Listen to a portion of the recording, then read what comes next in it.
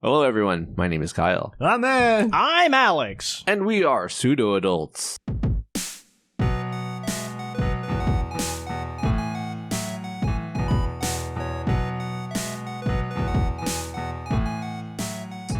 Hello, and welcome to episode 178 of the Pseudo Adults podcast. It's a podcast that you can find anywhere in the audio medium that you find podcasts, be it Apple, Google, Amazon, any of the other thing. Your local grocery store. Your local grocery store. Top shelf. Oh, yeah. Nothing but highest ingredients, quality product. Grade triple S. Mm-hmm. I commend you both for coming into the den of sickness. That's fine. I'm generally low immunity anyways, so just looking at me makes me sick. So, And so eye contact. Achoo! Achoo! Oh, damn, what did you have? Yeah. I don't know. It made Matt anti-Semitic. That's all I know. Oh my god. I'm not outside of Disney right now. So you could follow me on Twitter, X at Pseudo Adults. Whoa. X. Yes. Yes. All right. Are you guys excited for all the stuff that Space Sam Bunny is going to be churning out over the next few months? We'll get ready for more stuff because we're still making more content, baby. We got more animations coming your way. We got other things that we'll talk about later. So go to youtube.com/SpaceSamBoney or SpaceSamBoney.com. Check it out. And guess what? If you become a member for as low as $1 a month, you can get all the premium access content, which includes this podcast in the visual medium, which if you're looking at me, hey, thanks for being a member. That's right. So you might have noticed that we are once again missing a certain Tony and Rachel this episode. They're extremely sick today, so if they're at home, Wait a second. Send them your donations. And Oh, yeah. just give them raise your hands to the sky and give them your energy. That way they can recuperate faster, please. yeah. Yeah, I don't know. No, they're fine. Were you going to elaborate? Or Yeah, so I'm not feeling well, and I gave everyone the option to potentially, stay home or chill because I don't want to get anyone sick just in case. AJ had like I'm actually not, as you can probably tell, not that bad at all. I just have like a little throat tickle now, and I'm totally fine. Gianna had it like 2 weeks ago. I make out with her, so that's where that comes from. And then AJ had like a small stomach bug. He was sick for a day. I always imagine when your throat tickles, it's just the germs fucking your throat. I mean, they're at least doing it in your throat because they're replicating, right? Yeah. They're like, Really- we love it here. Oh yeah, these tonsils. Orgy time. like the hip. Ooh. These times. Yeah. Bang, bang. Oh god, that uvula. Yeah. And I think Rachel was at a concert. She went to a show. Oh yeah, she went to the Duran Duran show, which also had Bastille. Or Duran Duran may have backed out or something. What was the deal? I forgot. I don't know. Wasn't she mentioning some it the gossip? weekend before that, like, I mean, one of their members does have, like, prostate cancer or something. But I think he was cured or treated or something. I thought they were talking about like a former member. Former member? Oh, I don't know. I honestly, I ain't look at the article. I wasn't really. He wasn't really listening. B didn't look at the article. See, I didn't read the book. I didn't even remember who they were going to see, so I feel worse. Yeah, that's all right. It took me a while. I just used Duran Duran as a buffer because I remember they were a guarantee because I was like, what the hell are they doing? I thought she like a Duran Duran former like guitarist passed away or something like that. That's the Did part I they? thought she said. I just remember she was making a shirt for it. Yeah, And it was very cool. Yeah, so we'll have a full on investigation, interrogation, and interview of Rachel, and We got to get one back of those on drop hopefully likes. next episode. Yeah. How was the show? How the fuck was the show? It better be fucking magical. Oh my god, we just get a really bright flashlight. And then we go, oh. Is that them? Yeah. Oh, yes. And if you close your eyes. Oh. That'd be fun. That light that powers like brightens up a whole room. God. The laser Right light in the that's fucking- just like it could take down an airplane. Just in the beam face. that. Yeah. Tell us. Oh, my eyes. And you know what? Some people pay good money to get a stomach bug and lose a few pounds. So, That's true. hey. I don't know. I'm always concerned about just large gatherings of people and people being all sweaty and just rubbing stuff on you and being high and coughing on you and spreading all kinds of germs that way. Isn't that how your sister-in-law got them? Yeah. I won't say the exact words. But what's funny is that when I was hanging out at your place on Thursday, I got the text of AJ at a park, and he was like grasping a pole. He's like licking it. Yeah. Look what I could do. And I immediately sent Gianna a text. I was like, do not bring home germs. Yeah. And then she said, all right, Alex. And came home, and he had a little stomach bug. It was short-lived. And we saw him this morning, and you never know anything of the wiser. So I'm glad everyone's doing well, healthy, and if you gotta play it cool to avoid any potential germs, then you do what you gotta do in this life. You hear me? I'm sinking because the microphone keeps going low. I keep bringing it back up. All right, y'all. So, excuse me. You're chasing the mic. Yeah. So before we get into any of the media things that we watched, so if people, I think we had some updates we wanted to give. I think from all the cool and amazing and interesting things Alex is working on. I talk a little bit about music things too. That's one of the cool, interesting, amazing things too. Well, I'd like to hear about anything project-wise you have. Just to initiate, I think you have. Maybe you're gonna say this anyway, but it seems like you've been taking this approach. Where is it on a weekly basis? You kind of pivot your focus a different aspect of the creative process. Yeah, so I implemented doing every week being a different thing, and then when there's a fifth week, we used to rest, not release anything. We're still not going to be releasing everything on the fifth week, but I'll be able to tackle something that we don't normally do. So I've been doing editing, animation, comics, and programming. So I've been bouncing between those things, and doing that approach has helped me when you kind of sit on an issue and you're like, all right, well, let me figure that out. And you come back to it later and you're like, oh, wow, here's another easier way to do it.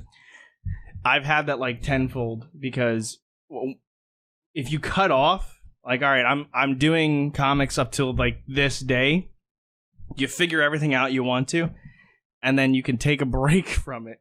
And having that headspace to kind of reconfigure and recontextualize all the things you need to. When you get back into it, you kind of all right, I only got a week. Let me tackle this the way I need to, or whatever's best to tackle. So it led me to finding easier ways to animate certain things and a whole bunch of other things. Made me very yeah, all right, sweet. That's awesome. So it's you get to dive into something for a week straight, and then also lets you sort of come back to things that you're have conundrums about, and then have some sort of post. I was gonna say post nut clarity. Yeah, post nut clarity. Yeah. That's the term. Yeah. No, it kind of does feel like that. But we had so many projects we were working on at in intervals. What people see all the time is just podcasts, gaming, and all that stuff, which is the main thing we produce. But it's funny to think how many other things we do in the background. We're doing the comedy music. We're doing game development, we're making comics, and we're doing animation. So when you see it that perspective, it's oh yeah, they're releasing these things. This is what they do. It's yeah, but here's there's so much under the hood that people don't get to see all the time. And me and Matt wrote the regular time comic 7 years ago. It's been that long already. Yeah, it's been a long time. 5 to 7 years. And it feels like it was yesterday because I was still laughing about the destruction of the whole superhero headquarters. My God, yeah. So, what does this button do? So, we had the first comic penciled, and it's something that I really wanted to come back to, and we never really got the chance. Shranks was canceled, and all that stuff was done, and it was kind of everything was on the back burner. And I'm colorblind. I'm very fucking colorblind. So when I go to do comics, I do the colors for it. I had 7 pages of it colored already. And I was like, oh, fuck, like it's not, doesn't look the way I want it to. I can't get it right, the shading with the colors. And so what we ended up doing was I re-inked everything because I didn't like the way that looked either. So I re-inked the whole comic, and then now we're sending them to colorists, which makes it like me feel a lot better because we do the writing process, we handle to someone for pencils, come back, I do the inking, send it off to a colorist. So we have involvement in like in between. If there's something we don't really like with the pencils, we can adjust. If there's something we don't really like with the coloring, we can fix after. So we could have our hand in the stages that we need to. But yeah, doing that's felt awesome. We have technically 6 comics in production. It's amazing. Yeah. So we have Life After Forever, which is something I also started 10 years ago. Jeez. Yeah, that I had the idea for like 10 years ago. I never did anything. Your Choice. I'll explain each one. Life After Forever, it's like a slice of life thing. It's very much like this guy going to college after 2 years of not doing anything. And he's going back to school and his experiences with like adjusting to life. And he meets a girl that he helped out in school. And he doesn't really remember her too much because it's been like 2 years. He only knew her briefly. He made a bigger impact on her than, she did on him. And it's life. It's like an actual just life comic. That's cool. Yeah. As you're talking about it, I was like, I wonder if like my whole rock opera storyline could be like also reinterpreted. That's cool. All the things that the songs kind of like speed through, just like kind of like more sit on the moments or something like that. It was like just like slice of life, and people are engaged of like the like relationships of it all. So I think that's cool. Yeah, one of my favorite series in terms of animation was like Welcome to the NHK. And like for all these animes that have like crazy shit going on, explosions and things, like it was so just a life thing that I was like, oh man, I want to tell a story like that so fucking bad. So I came up with the concept back then and I didn't get to do anything. I had, really funny, like an old version of it also inked. And it looked so dog shit. It looked so dog shit. But now, like, the new version, I get each page, and I actually get, like, excited seeing each page. I'm like, oh, my God, like, fuck. It's, like, it's getting done. Happening. Yeah. It's happening. Then there's Your Choice, which is about a guy basically working a 9-to-5 dead-end job, and he finds himself in, like, this weird sci-fi-esque, Silent Hill-esque world. And, there's only one other person, human, that he sees in it, and it's this girl that he like randomly bumped into on a train. So he's trying to like, it's like a mystery, trying to find out what the hell's going on before like XYZ happens, or he potentially dies in this other world. Yeah, that sounds awesome. Then there's Beyond Average, which was like the old idea, but basically that's a fish out of water story where it's like someone from this crazy world is brought into like a normal average world and everyone's like, what the fuck is going on? Yeah. Far From Evil, which was it was regular time, and now it's about Rodney and Frank, brothers. One's a human, one's a dog turning into a zebra. And they work for Satan pretty much. And they don't realize they're bad guys. Right. They think they're good. Yeah, they think they're doing the good thing. They're fighting the good fight. Yeah. And their first villain is Intergalactic Jack. Yeah. And he teleports in 10-minute intervals. So he only has 10 minutes to accomplish the mission he needs to. Yeah. So, and that one, then there's Tales of the Spirit Sword. Tales of the Spirits. Yes, Matt? No, it's just a really exciting comic. I look forward to seeing the finished product. Yeah. It's about like CEO, millionaire, billionaire with his... Yes, Matt? No, nothing.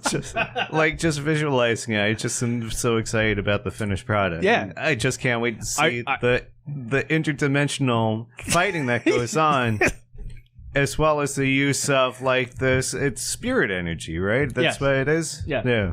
He's able to conjure up his, like, ki and energy and turn it into, like, a weapon and sword. Sure. And he's able to turn his girlfriend. This is gonna happen later. Right. The girlfriend turns into the blade. No, that's Soul Eater. Oh, No, but it doesn't even happen in the first issue. The first issue was supposed to be like a one-off mini-series thing, but I ended up liking it so much that I want to turn it into a full comic. But I think issue 3, he's gonna take his girlfriend by the hair and that's right. The cycle. Yes, that's right. Turn her into a cycle? Yeah. He's gonna turn her into a motorcycle. You're so fun to ride, babe.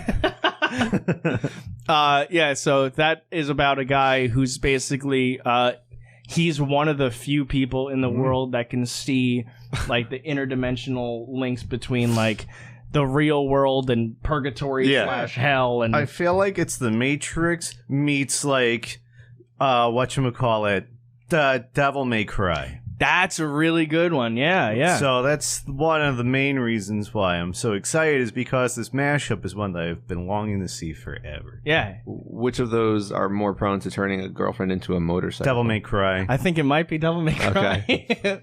Or a little bit of hacking in the Matrix.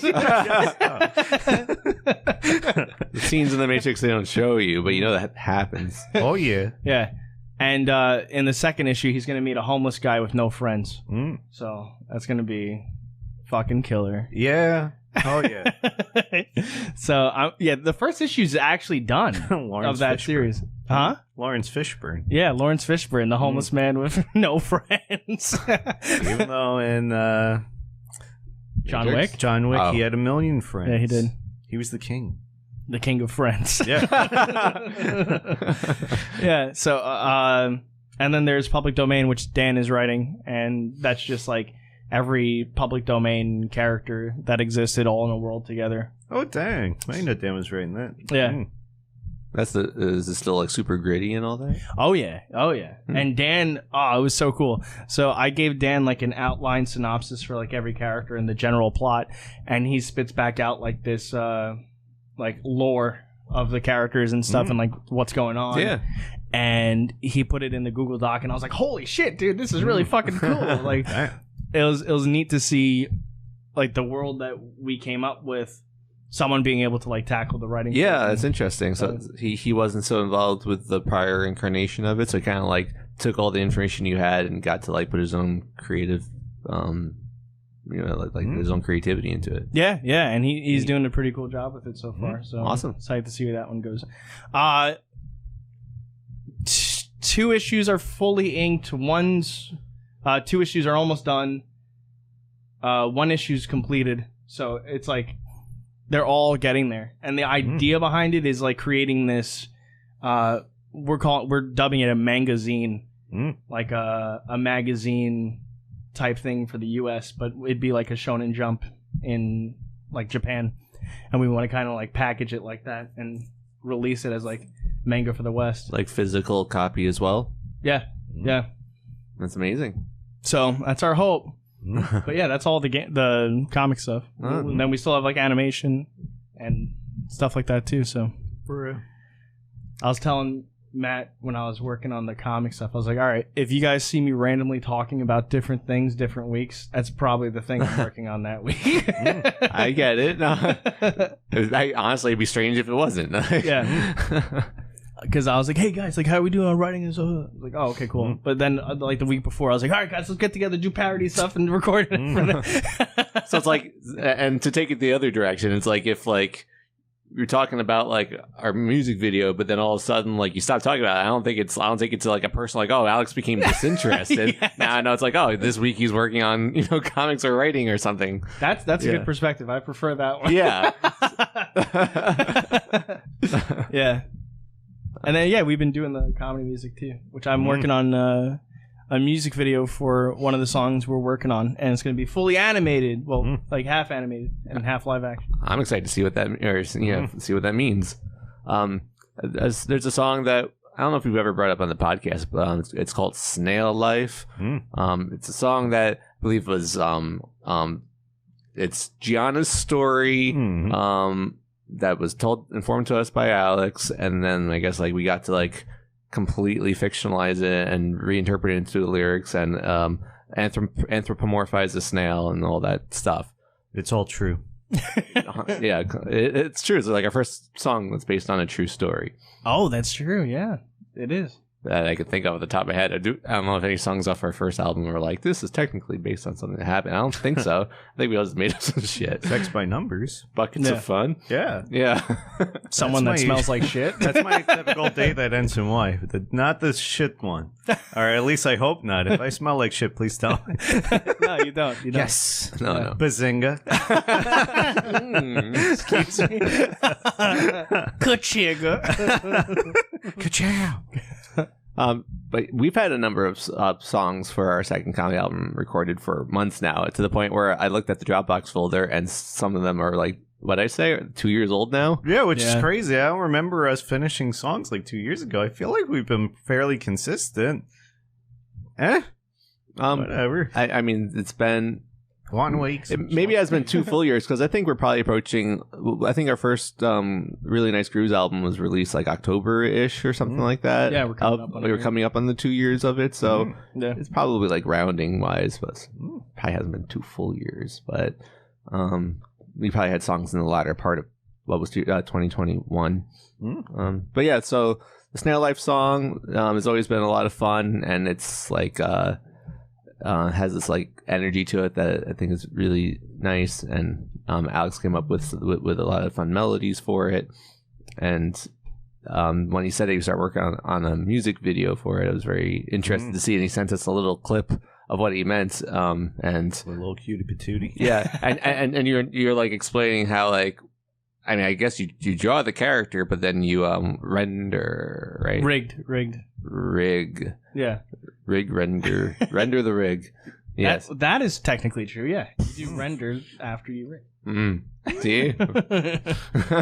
It looks great, and he's saying it's going to be like a mix of live action and both. I'm like, can't understand what this means. I use Character Animator for bar talks, and I use it in a specific way that's like the, I guess, normal way to use Character Animator, which is like you turn the face and it moves and shit like that, like you expression it. And I ended up taking a character and doing like my normal style with it, which is just like the 3/4 pose, and kind of sticking to that, and just it mostly being like face and mouth movement, and then like body movement, and they have like this it's called like draggable effect, where you can like slide the character around, and you can create a dangle, which makes things like bouncy. So I first rigged Marcus and Brandon from Bugging Out so we can do more episodes, and technically it takes as long as it does to record to animate. Oh, wow. Yeah.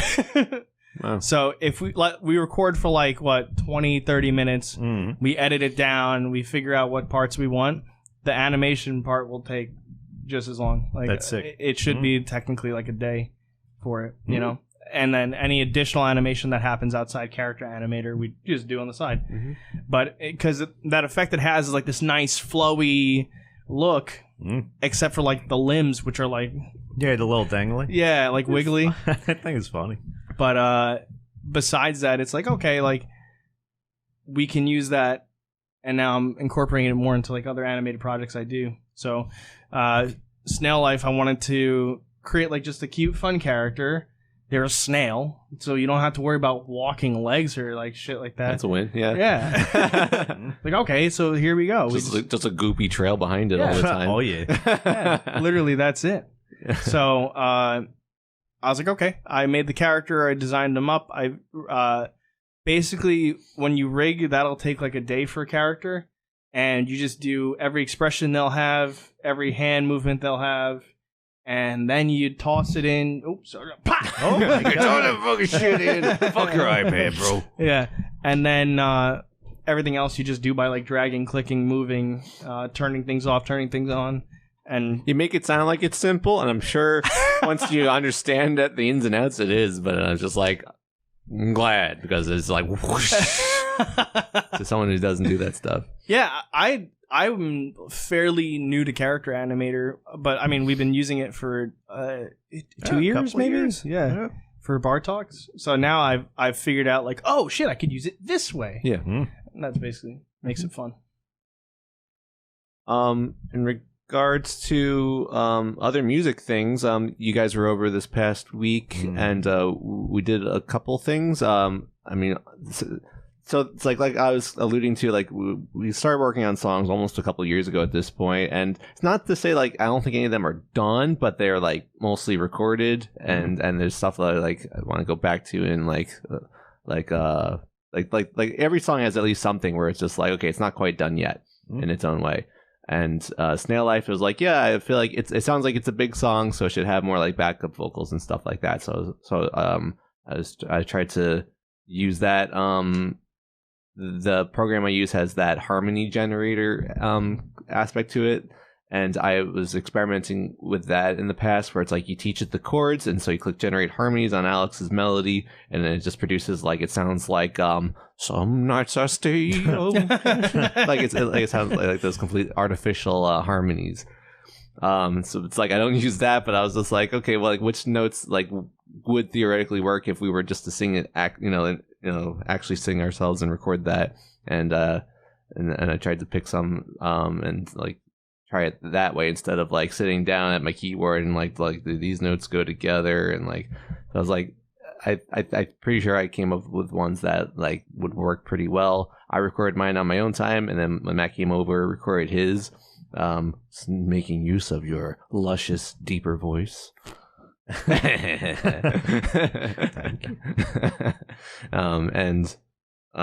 When after that we worked on lyrics for a song of ours called "Ghouls Are Cool."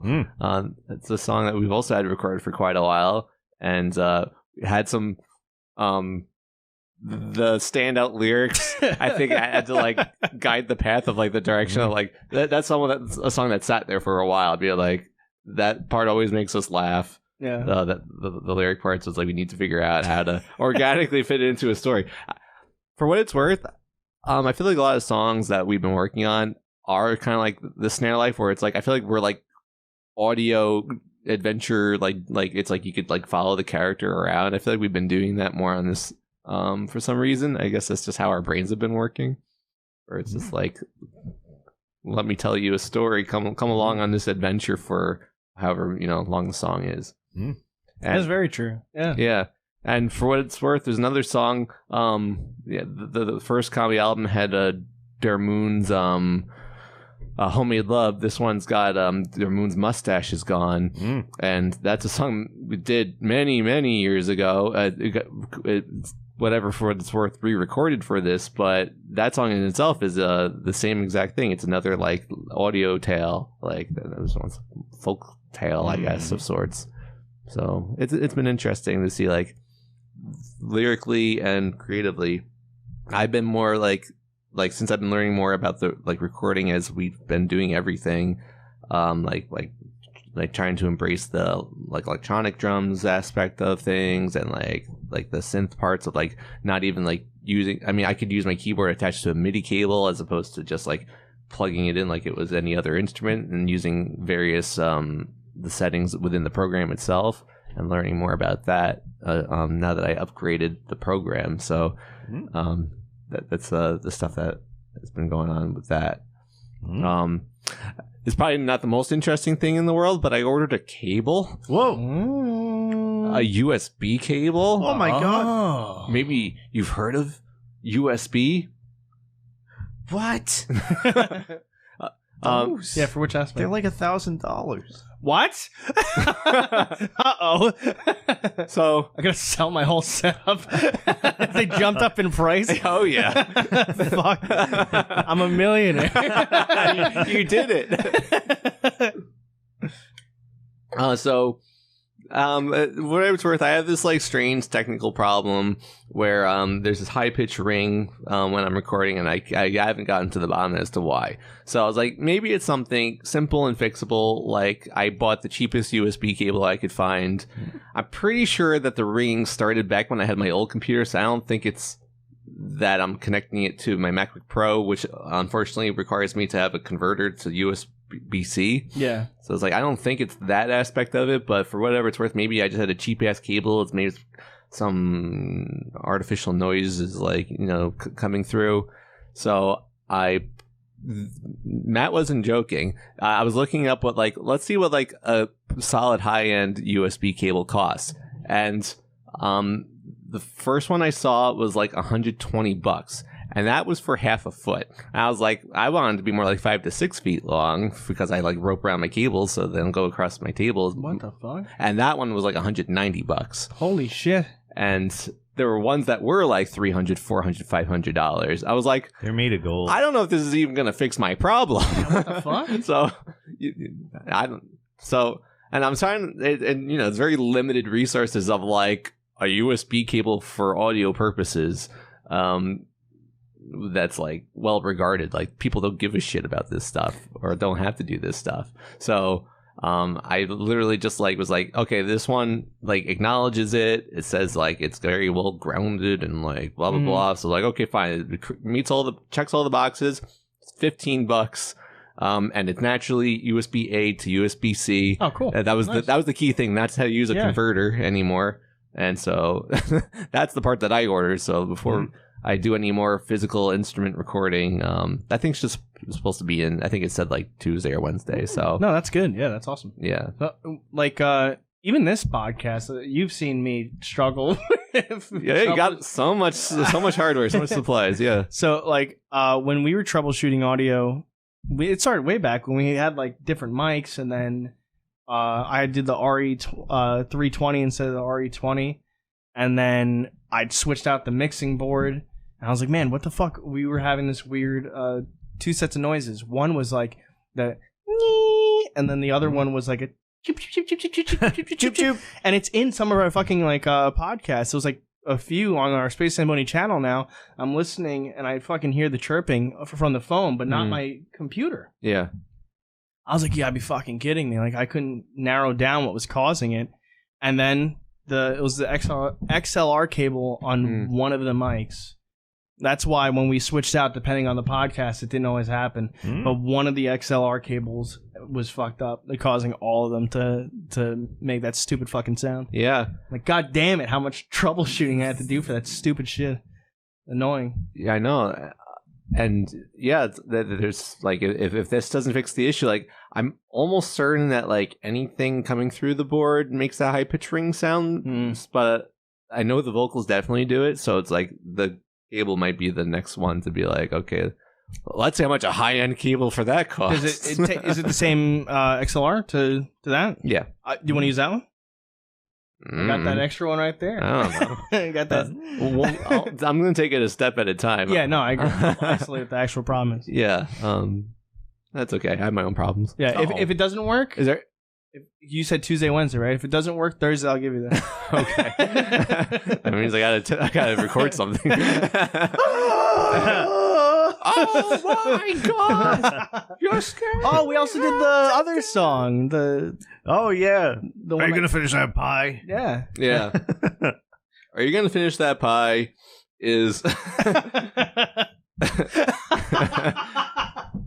actually like an interesting story around it. It's also a story song, huh? Yeah. Yeah. That came from no relation, the AJ Flamphibian quote unquote musical idea that Matt and I were working on for a little while. And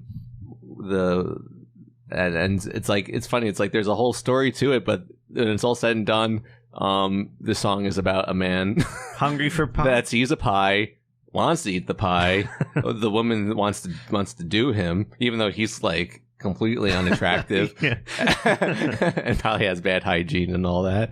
For some reason, she's just very attracted to him, and he's just like, enough of that. How about that pie? Yeah. But I think by the end, she gets her point across.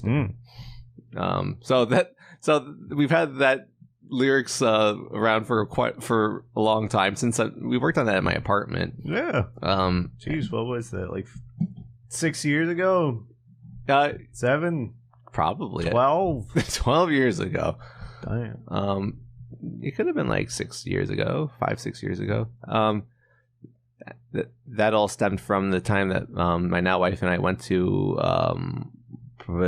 Cape Cod, and you know, you leave New York and like people suddenly start getting friendlier, and like people walk up the street and say like, "Hi, how are you?" And so someone did that to me. I'm like, "Oh, I'm doing well. How are you?" And he's like, "I'm doing well. By the way, did you know that George Bush orchestrated and, you know, like 9/11?" And I'm like, "Okay, have a good day." I did not know that, sir. Thank you.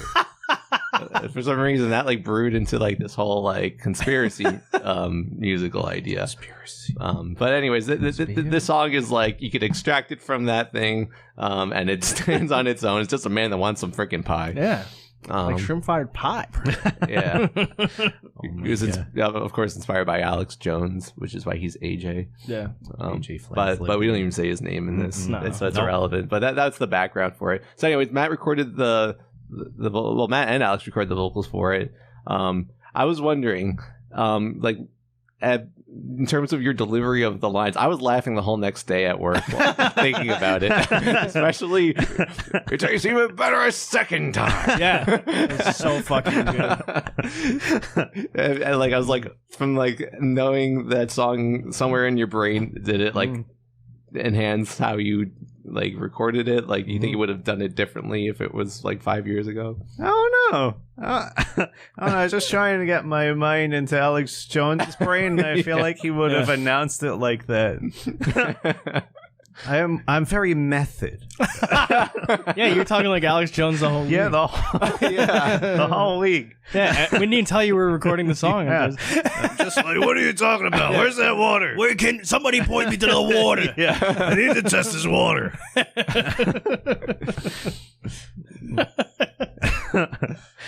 But I don't know. I don't think so. It's possible. I don't know.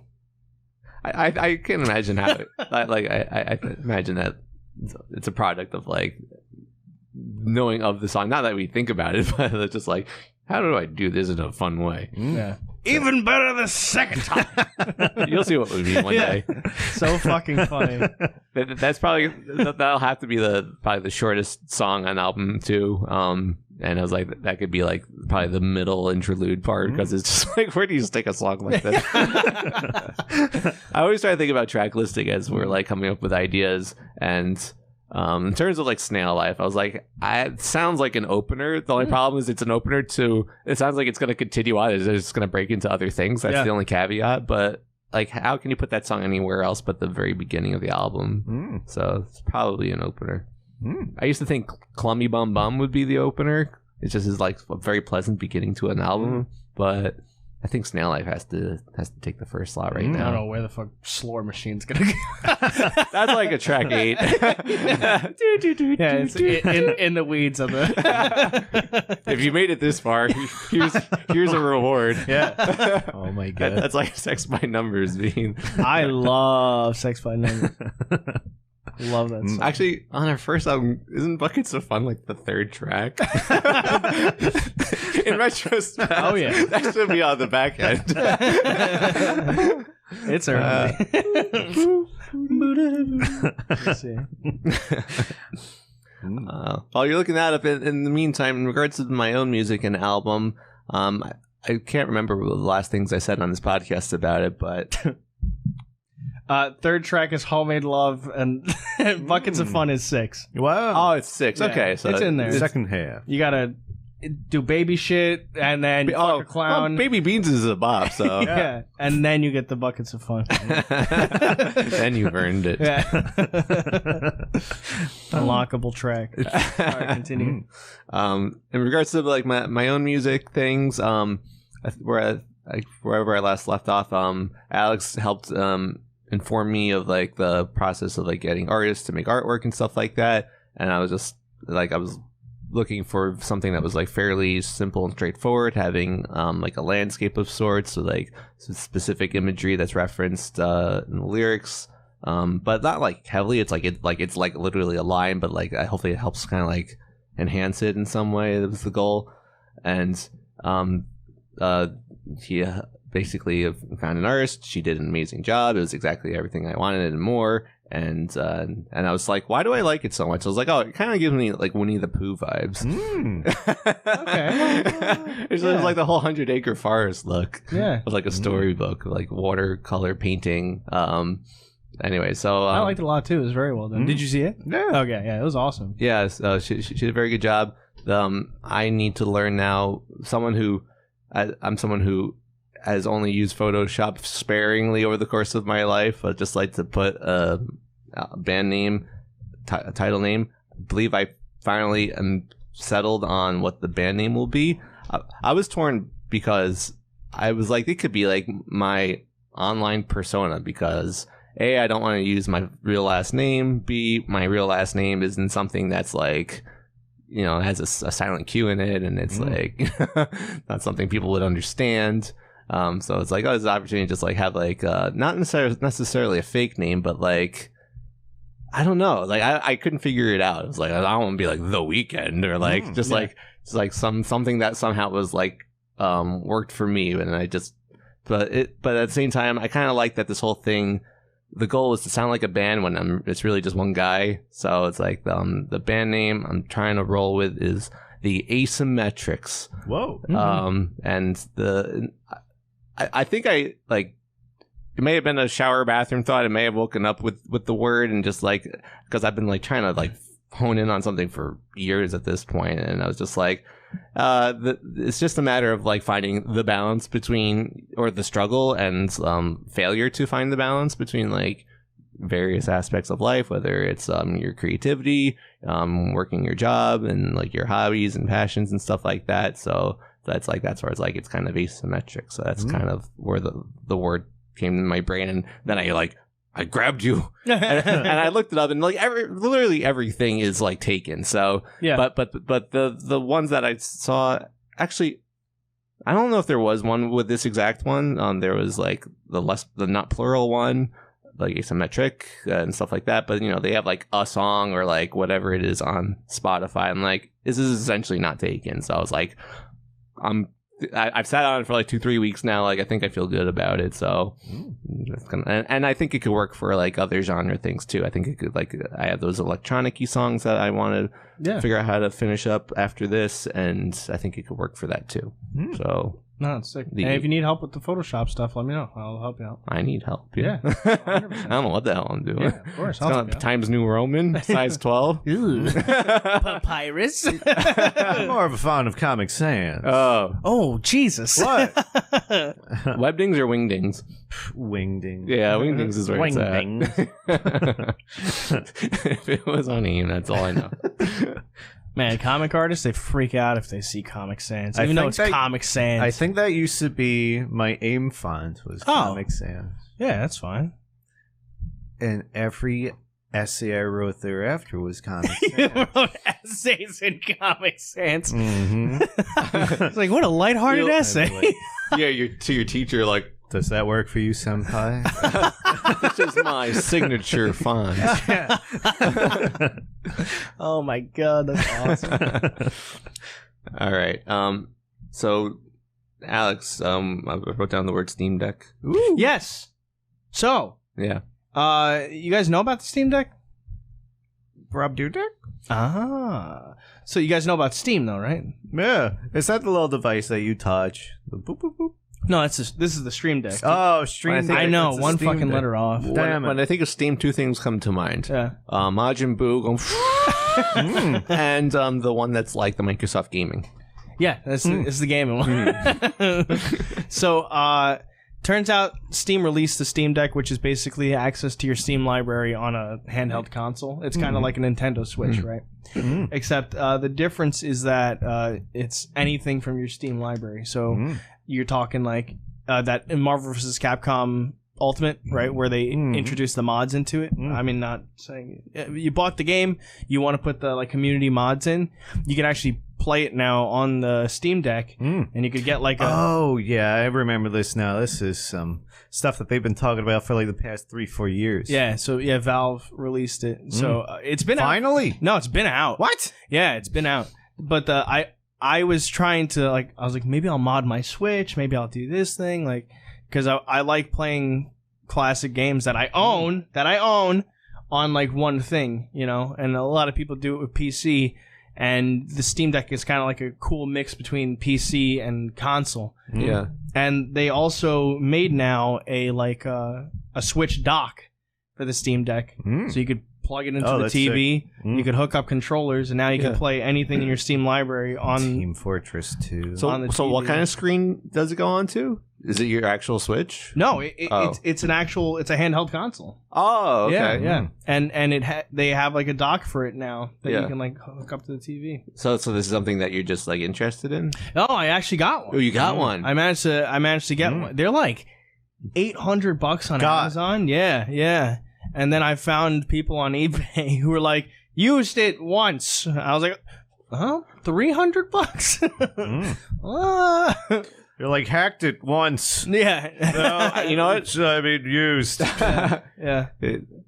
That's a decay in value even more significant than cars for what used cars go for. So that's good comparably. So totally, that's the way to go. So now I want to set it up where I can play the Fighter Z mods, Marvel's Capcom mods, and just put it on the TV and play it sounds like a lot of fun. Yeah. Oh my god, do they have Halo? Was it Halo 2? Oh, the mods that back in the day we used to do. Damn, that was funny. Yeah, got it. I was giant. I was so smart back then. You're still smart. Yeah, but I can't do that. You're shit. like a genius. Yeah. You never got to partake in those, right? Because Tony and it was never Halo 2 was the last game. Pro Halo. Damn. For a while. Okay. Have we talked about that? Have you heard the stories of Halo 2 mods? Not about the mods, just about the hacks and stuff. You had. What's the difference? Well, I mean the in-game ones that you hop over the border and do stuff. Oh yeah, out of bounds. The glitches in the game. Yeah, exactly. A friend of mine, and let's just say he was like, "Give me your Xbox one day, the OG Xbox," and I was like, "Okay," and then he was like, "There, I soft modded it for you." Oh, yeah, and.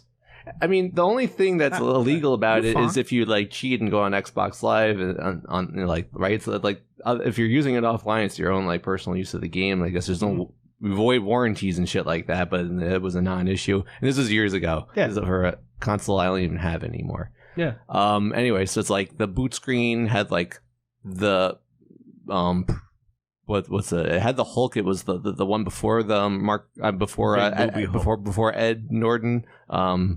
Whatever. Oh, the Ang Lee. Yeah, the Ang Lee Hulk. Wow. As a loading screen, Oh, that's fucking cool.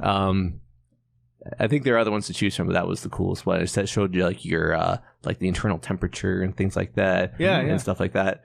And it's I wish I recorded all the thoughts back then. It's essentially to have the whole game downloaded onto the hard drive, and then there were very specific programs that people made in regards to actually when you reinstall it, then you reinstall it with these types of specific running speeds and what happens when you shoot a shotgun, how much does it hurt. They had fields and criteria for every single detail, including is a shotgun a single shot, or is it an automatic rifle? And you could change any aspect to it that you wanted. It was a lot more fun when you were on the TV or on the Xbox that was setting it up. Everyone else who joined your games on Xbox Connect, like Matt, got a very limited version of that, unfortunately. But I think some of those things carried over. It's always weird to be which ones carried over, which ones didn't. That was all fun, part of the fun and discovery of it. Be what are you able to do, what aren't you? In regards to flying a warthog, I was able to get in on either the driver's seat or even the passenger seat and start flying it like it was like a banshee. Oh, yeah. Whereas someone who joined the game would only be able to fly if they got into the passenger seat. Oh, huh. That's really cool. Yeah. But yeah, so it's similar. It's very similar. You'd be able to do any of that stuff on it. I think you would when I get it, we'll play with it. Yeah. Because it's supposed to be able to do a lot of that shit. Dang. Yeah. It was just crazy, like the whole process of like connecting and the port forwarding and re-downloading all this stuff to your Xbox is like, I don't know how I did that back then. I don't think I could do that now. Good news is I think it's significantly easier. Yeah, it's got to be easier now. Yeah. You guys are geniuses. I'd be like, when we played, what was it? Trouble in Terrace Town? We had like every skin in the world. We had like Timmy Turner versus like... yeah, you did a great job. Yeah. Had like the anime waifus and stuff. SpongeBob. Yeah, but now we'd be able to play it like on a TV as a console. Because that's on there too, on the Steam Deck. Damn. And when I played, I modded my Wii back in the day. And yeah, I avoided 1, 2, whatever. I didn't care. Uh-oh. Well, no, it's... I'm just kidding. Yeah, whatever. Homebrew? Oh, yeah. So it was basically... The way it worked was weird too. All it did was like send a mail message to yourself and it hacked your whole Wii. Wow. It was like very simple to do. But then I put in Smash Brothers and I was able to play as like Sora in that one. And I had like every fucking character. I was able to play as Tails. Mugen. Yeah. Oh, you can play Mugen on the Steam Always Deck. wanted to play Mugen. Yeah, so you could do Mugen and Open BOR, Beats of Rage. Damn. Both those you could play on the Steam Deck. So we'll be able to play on like a TV, 2-player. With Peter Griffin. Yeah, Peter Griffin versus the world. Yeah, they have like a zillion characters. Sounds like a court case. Yeah. Oh my god. Yeah, so well, honestly, that was one of the big things. I was like, I get to fucking play Mugen on a TV, bro. Damn. It's gonna be sick. I remember people had that for like Xbox and stuff. Yeah, but it didn't Back run. in the day. Didn't run well. That's because you have like a million things. Yeah, I know. Things like I don't know how to do all of this. The character select screen, the boxes are like this fucking big because you have a million characters. Yeah, microscope. Yeah. So yeah, no, I'm excited. I'm super hopeful that it works out well and I'm able to like get stuff on there and have fun. Nice. I'm gonna buy all my games. I'm not just gonna put mods on there. I'm gonna buy all my games. Emulators because that's bad. That's pirating. Unless you're Johnny Depp, then you know. I mean, we can't stop you. I don't know where the line's drawn, but like unless you have the cartridge, you download the data and put it on the console yourself. Yeah, which is what I'm gonna do. And then you sell them on eBay. Yeah, then you. What you don't do. Yeah, this console has 1,200 games. You see that shit? Like the plug and plays? They sell on Amazon like the Soldier Boy console. Oh, yeah, the ones that are the rip-off ones. And then they're like the same game duplicated 12 different times. They're like, this game comes with 2,000 games. And it's like 100 Centipede games. Yeah. They've sold that in like Bed Bath & Beyond. My brother-in-law bought one time. Yeah. Two things. I forgot that you know how the Switch on like has the Sega games now. Yeah, they added Flicky, which was a game that was on like the Sonic Mega collections. It was. And I never had a Sega Genesis, so that was my introduction to Flicky. And I probably made it to like I don't know 7-8 levels in, and you know you start at the beginning. So I was like, now's my chance to finally beat Flicky. So you just reminded me that screw Tears of the Kingdom, Flicky. Flicky. What was that really weird one we played with the fruits? And that guy you bounced around. It was kind of like Flicky. We played on stream with Mark, like a banana thing. A banana. Yeah, it was that good that we remember every second of it. Damn. It wasn't one of those like runner games, was it? No, one of the 3 that we played or something. The Werewolf Platinum Runner, Trophy Gather, Zombie Runner, Dracula Runner. Yep, Dracula Runner. Burger Runner. In In regards to the whole screen extension to Steam, PlayStation's doing the same exact thing, right? Yeah, theirs is basically the phone app, from what I heard. Whoa. Like that remote play app. That's weird. On a console that could handle it better, and then it just plays your console. That's what I heard. Yeah. I'd prefer it be like you could download your library and carry it around. Yeah, but I don't know. In regards to my video game setup, I was like, I want to be able to be a child and play video games laying in my own damn bed. And so for the Switch, I figured that was the easier of the undertakings. I basically got a third-party Switch docking station. Nice. And I don't know if you've ever I don't know if you, the viewer, have ever been in my bedroom, but I am. it's like we have a closet, and like the television's like above the closet, and so I was like, how am I supposed to put like a video game console up there? I was like, my bright idea was put it on the inside of the closet so it's out of view in the bedroom. So it's like you have a shelf that's like up there out of sight, and stick it on the shelf, and like we have wires feeding through like a little hole to the outlets anyway, so I'll just feed the HDMI cable through the hole to the TV, and it overall works really well. But I was like, how do I do this with PS5? I was like, I get like a 200-foot HDMI cable. Because I know there's like wireless HDMI extenders and stuff, but I'm like, I don't know if that technology's there. But I was like, come on, like portability of PlayStation. I don't know. Yeah, I feel like if you have an Ethernet cable running to your PlayStation and then Ethernet running to like another device that could do that remote play, then you'd be able to get it up there smoothly. Because anything else, because I don't know if the Bluetooth controller would have like input lag if you're just running an HDMI. Well, it's like I could still connect to the console. Like I'm like my bedroom's literally right above the console. Like I'm in very close proximity to it. Run that right the fuck up. Yeah, a splitter and run it up. A splitter? Yeah, HDMI splitter. One runs to the TV and then one runs right upstairs. Then just gotta use a little remote. Yeah. Yeah. These are the dreams. These are the struggles. It can be done. It'll be like you have two PS5s. Yeah, that's what I want. I want to cheat that system. Yeah.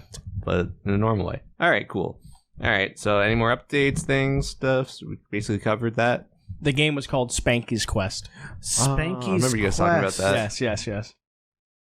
I'm going to have to remember that. It's fucking, it's a rough one. There's the one with the monkey. Oh, yeah, that game was fruits. fun. Okay, yes. Yeah, I remember that one. That game was great. Yeah. Then we had the scary crow that was coming. Dog shit game, but so fun. Yeah, that's where we got the noise from. Broom, broom. I probably should remember the name of it. We use the noise. Spanky's Quest is a fucking good game. So maybe after you beat Flicky, move on to Spanky's Quest. I would love to Spanky's. I think I remembered you guys. I think I was there for part. I tuned in for part of the stream. And I was like, "What is this?" Yeah, because I think you guys, or at least Alex, was like, "Fuck this game." Yes. And I was like, "Whatever I see, I completely agree." If we didn't use save states, that would have taken us 8 months to beat. Forever. Yeah.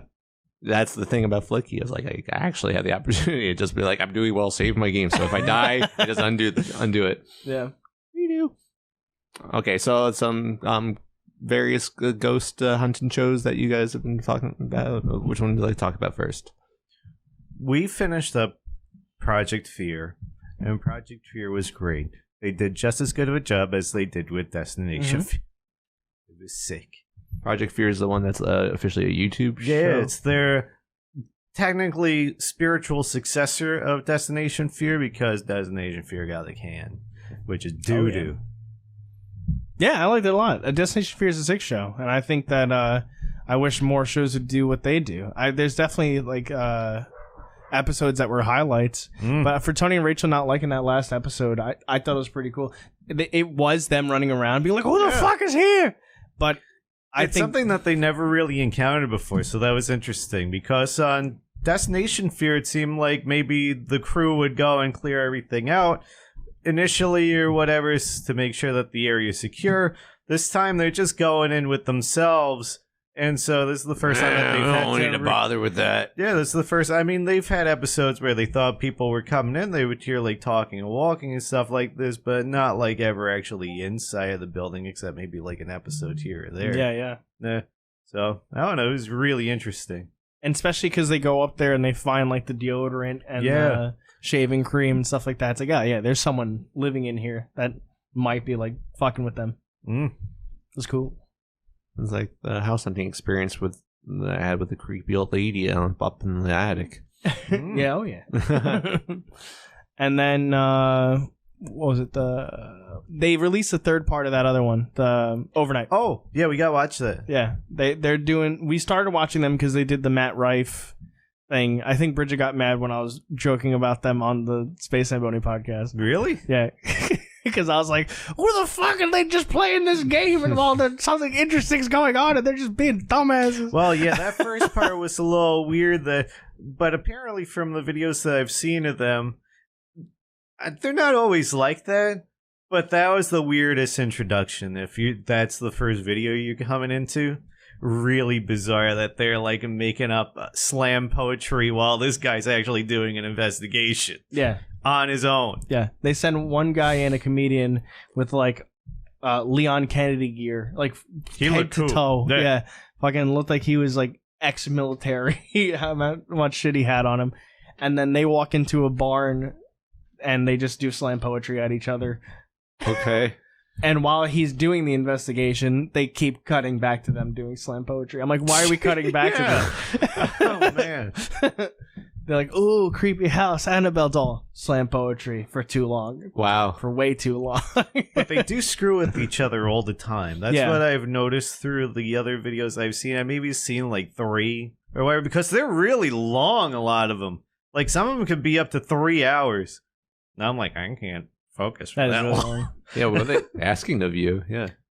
Just come to the house with us and do this. At that point, they should. But they actually do that. They have, like, opportunities where you could like and comment. That'll be one entry. I don't know how often that they do it, but then they have, like, their Patreon or whatever, the equivalent website that they have, and every dollar you donate to them, that's an extra, like, entry. Oh my god, that's so fucked up.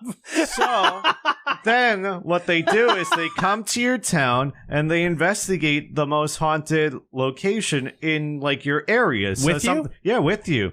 So they'll take you and a group of friends to a location and they'll do a full investigation. How many episodes did you see like that? I've only seen one that was... But that's the thing, like, apparently it was stopped because of COVID, so it sounded like there was a gap. So it was like the winners from 2020. Oh, okay. Or whatever, and then they were brought paying in. us. No. It's just like they do it for like a time. So it's like, okay, here's this window that we're doing it from. So every time this happens, this is where I guess they make their chunk of money, and then they bring people on an investigation. It sounds neat, but it also sounds really scummy. I mean, if you're a huge pay fan, us and get your friends to pay us. Every dollar's an entry. I think they were hanging out with Matt Rife, and he's the cat's meow right now. So they got to hang out with all the people that they enjoy from the video, and Matt Rife that I've only learned about from this video, anyway. Yeah, that's really interesting. Damn, I love them. They're a unique bunch. Very unique. They always, or from what I've seen, the few videos I've seen, they generally bring Dybbuk boxes around with them, and they start, like, opening them at locations. Like, the one guy I swear he's the devil. He's got, like... The guy in red? The guy that looked like Alvin from the Chipmunks? Yeah. He's got, like, that look where he's like... He's got Satan's grin. I wouldn't be surprised if he is possessed, because apparently he just gets all these Dybbuk boxes, and then he's like, guess what we're opening tonight?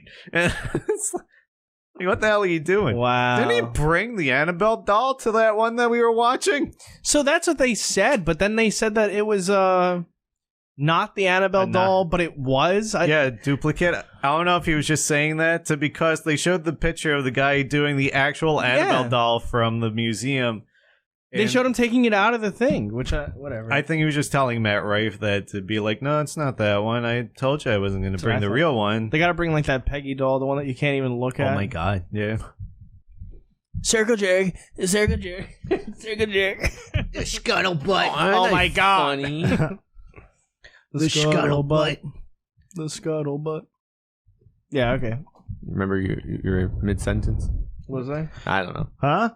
About the crew and their Dybbuk boxes? Ooh, don't mind me. I had an alcohol chill. I had a pee-pee shiver. Yeah. Yeah. Well, funny enough, even though those ghost hunting shows have their own things, we were previously watching a show called 28 Days Haunted. Yeah, we watched a couple of episodes. You were pointing out that all this stuff was fucking dumb. Yes. And then, lo and behold, you saw a video that was more in detail about it, because we only watched like an episode or two. Yeah, I feel like we watched 2, and I was like, man, this is like ridiculous. Yeah, it was. So they have like mission control, and it's like these people that are watching them do the investigation, and they're like, oh, all right, well, Stacy might not be enjoying this. She might get possessed. It's like, what the fuck are they doing there? It made me think of, I've never actually seen the entire movie, but like Cabin in the Woods. Yeah, but way worse, because they were not giving any like good input, and they're definitely not watching it live, and it's also not a movie. It's supposed to be a real show. So I found out from watching this other video from a YouTuber, because they called it the worst ghost hunting show ever made, and I was like, huh, that name is so familiar. I don't remember why. I just want to shout out. It was on Netflix, right? It was, yeah. Mm-hmm.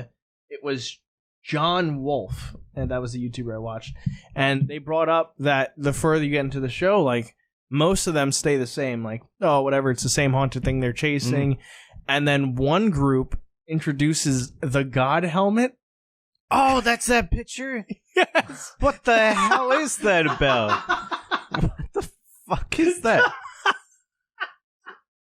So Alex sent us a picture of this helmet, saying it kind of looked like Diggle's helmet and like Arrow and stuff like that. Oh my god!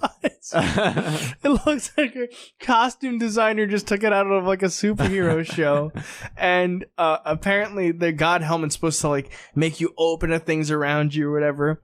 But the guy who puts it on, puts it on for a minute, and then might have suffered a heart attack, and he goes to the hospital. Excuse me? So did he see so many things that it overwhelmed him, causing him to have a heart attack? No, I think he goes, oh yeah, I gotta take this thing off. and then he disappears for the remainder of the season? Like, what the hell happens to this guy? No, they show him walk into a hospital, and then the episode ends, apparently. And then the next episode, he's there. He's like, I don't want to talk about it. And then there's a title card that just says, he might have had a heart attack. Well, at least they didn't slap it up to being physically possessed or anything. Oh, no, he also gets possessed. Funny you say that. All right. But it has... So he's keeping up with Zach Bagans. Oh, dude, this combats Zach Bagans big time. I want to see the God Helmet episode so Oh my bad. god, I hope Zach Bagans has like the God Helmet later on in his investigations. What I showed you was the picture of it off. Yeah. Here's a picture of it on. What is that supposed to do? Like, I just don't understand. Yeah, that's the same one I showed you with the LEDs. Yeah. If they got into the nitty gritty of like it just seems like it's supposed to blind you. What comes to mind is like that final like fight scene in The Dark Knight where like Lucius Fox gives him access to like see cell phone signals or something like that. Damn. Yeah, that's right. I forgot about radiation that. Straight to his brain. Yeah. Oh my god. It looks like Cerebro. It's like depending if you're DC or Marvel. Yeah. It's like Judge Dredd or whatever. That's true too. Yeah, so basically I want to watch more of that show. I'm very interested. I want to see the God Helmet episode. Maybe that's it. Oh my god. Yeah. No pun intended. Yeah, and I want to maybe buy the God Helmet. For our next investigation. Yeah. We do like 2 serious investigations, and the third one's just balls to the wall. Like these guys, they're either on or off their meds this episode. Break into a fucking dairy barn with the God Helmet. God. We brought a cow. We brought a cow. The ghost of Blue Bessie. We brought a cowbell to see if there's any cows that want to communicate with us. Yeah. This shit's going crazy. Moo. Circle jerk. Circle jerk. Circle jerk. The scuttlebutt. Yeah. Ghost cow milk. That'd be sick. It would probably be tasty. Could you imagine having ghost cow milk? You don't think it'd be sour? Nah. I did have a weird dream. I was offered sour milk last night. And I drank it because it wasn't my aunt offering it. and then it turned out it was sour. What is the meaning of that? I don't know. There's got to be a dream is as good as mine. I'm gonna look it up. Yeah, I'll ask ChatGPT. Oh, that's a good idea. I don't even have to look it up. Damn. Yeah, Fuck it's like that website's ad It's probably like somebody keeps food poisoning you. Fucking stop eating from them. Who offered it to you? Do you remember in the dream? It was just some old lady. I forgot what the hell. Eat my sour milk. Yeah, it was weird because it was like I visited this house and hold on. I'm just gonna do this here. So I visited a house and next thing you know, an old lady comes out and is appreciative of me just being there or completing some sort of job. So she offers me a tall, cool glass of milk, and when I finish drinking it, not even before, like, I take one sip, I notice it's sour. I'm like... Now interpret it for us. Yes. You are an expert, you see, Chat GPT. I had a dream where the following happened. Please help me interpret it. : Oh, cool. You help me interpret my colon. Yeah. Let's see. Dreams can be symbolic and open to interpretation. In your dream, visiting a house and encountering an old lady who appreciates your presence or completion of a task might represent desire, recognition, or appreciation of your waking life. The glass of milk turning sour after just one sip, suggesting that something initially seemed pleasant or promising, but later revealed itself to be unsatisfactory or disappointing. It might be a reflection of a situation or relationship in your life that didn't meet your expectations. However, dream interpretations can vary wildly. However, it could be all wrong. Yeah, I'm just going to cover my ass now. So it's important to consider your own personal feelings and experiences when reflecting on your dream's meaning. Something that seems pleasant ends up turning sour on you. Like the milk in the dream. That's literally milk. It's almost 1-to-1. Yeah. Like expecting food from his aunt, and then it's sour. What I want to know is a completely different note. Yeah. Do you think you would keep watching the Ahsoka show? Ashoka? So there's this new Ahsoka TV show on Disney Plus. What? What? Who put that there? Okay. So there's a few episodes out now. I think at this one maybe there's 3. We watched about half of one. Yes. Then that's not to say we weren't enjoying it. We were working on music that day, like the same day that we were referring to earlier this episode. And so we just wanted to get back to work. But I was having a hard time understanding what was going on. It seemed to be like assuming that I knew characters and things. I mean, just to be like talking about a character with a certain connotation of like in a positive or a negative worried light is, I guess, supposed to be enough. If I was like, I can't, like, it was hard to maintain interest. Yeah, I feel like if you didn't watch all of Rebels, because the show doesn't start with like a previously on Star Wars. Well, it had a scroll. It had nothing to do with it. Yeah. I wasn't even in the room for the scroll. And the scroll was just going straight up, not Star Wars style. Oh, God. What did I just do?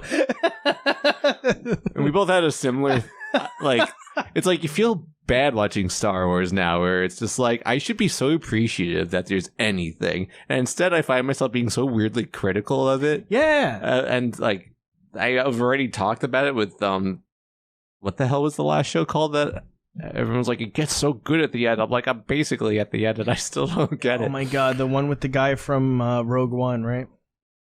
Yeah. Darmanduko. Star Wars Darmanduko. The Legend of Darmanduko. Part 1. Yeah, no, I agree. I liked when Mando first came out, and it was like, oh, fun, unique Star Wars. And then my brain has to figure out what timeline is which show too, and then I get confused.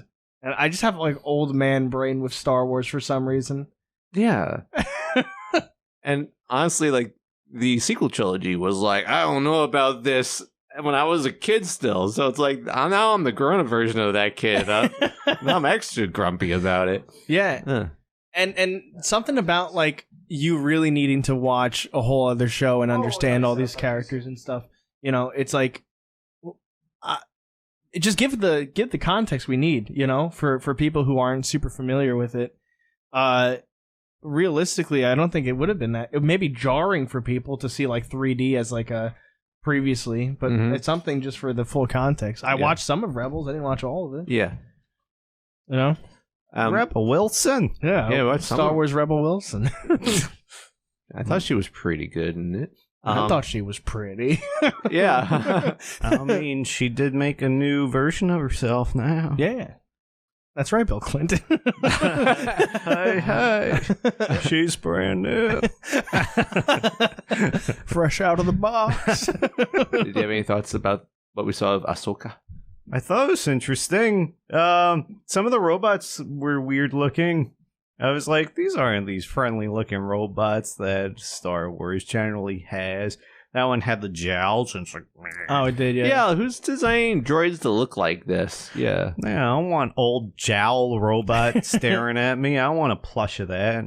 I thought it was weird, the whole motorcycle scene. I feel like it was so long. That scene was funny. It was maybe, I don't know, maybe because we were doing stuff that was like quicker, like before, like the making music and come out with lyrics and like quick improv and stuff like that. And then go into like it felt like 15 minutes straight of her riding the motorcycle in a straight fucking line. Yeah, on a road that goes nowhere. Yeah, in a big VFX studio.